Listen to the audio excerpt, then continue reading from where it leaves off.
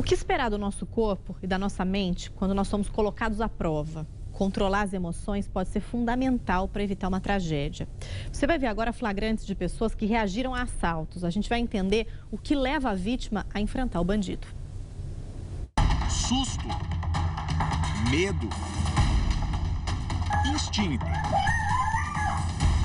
São quase 9h30 da noite. O motorista se aproxima para entrar no portão de casa. Os criminosos vão atrás em outro carro. O ladrão armado se aproxima da janela e parece dar ordens para que o motorista desça. Mas ele dá ré, manobra e foge. O criminoso entra no veículo em que chegou e vai embora. Agora, em plena luz do dia, na Vila Madalena, zona oeste de São Paulo, 2 ladrões invadem o carro estacionado onde está uma mulher. Eu estava dentro do carro, quando ele chegou, olha, um assalto seguido de sequestro.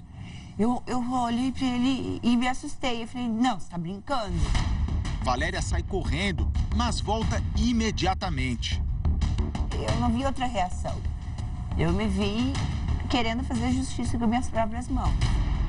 Ela segura a porta com força para impedir que eles saiam com o carro. Isso foi uma atitude pensada ou foi no impulso? Foi no impulso. Foi no impulso e também foi porque eu tenho segurança de tudo que eu pratiquei no Muay Thai e eles não estavam armados. Em casos em que somos surpreendidos por criminosos, a orientação é sempre não reagir por segurança. Mas em situações de estresse, sob o risco de morrer, o nosso organismo se altera imediatamente. E daí vêm as reações inesperadas. Quando estamos em risco, regiões específicas do cérebro mandam um comando para que o corpo libere adrenalina e cortisol. Esses hormônios agem sobre o organismo em situações atípicas. E diante de tudo isso, vem as emoções e as reações fisiológicas também. Então ela sente palpitação, tremedeira, taquicardia, desconforto abdominal, entre outras coisas. São frações de segundo para garantir uma reação instintiva.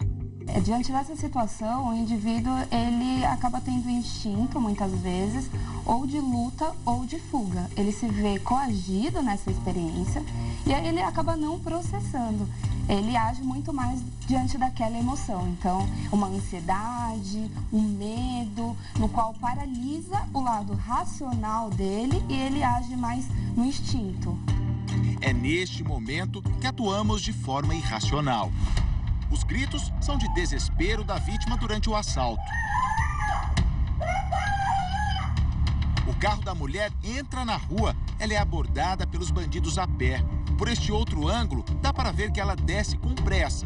Ao abrir o portão para entrar em casa, é atacada pelos 2 assaltantes.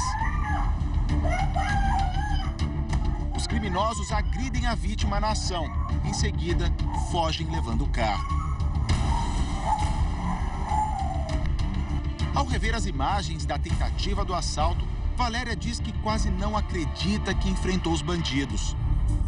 Eu fiquei muito mal, assim. Depois de 3 dias eu fiquei chorando em casa e tal, porque é uma coisa muito invasiva na sua vida. É um susto tão grande que se você escutar um barulhinho na geladeira, você se assusta do gelo.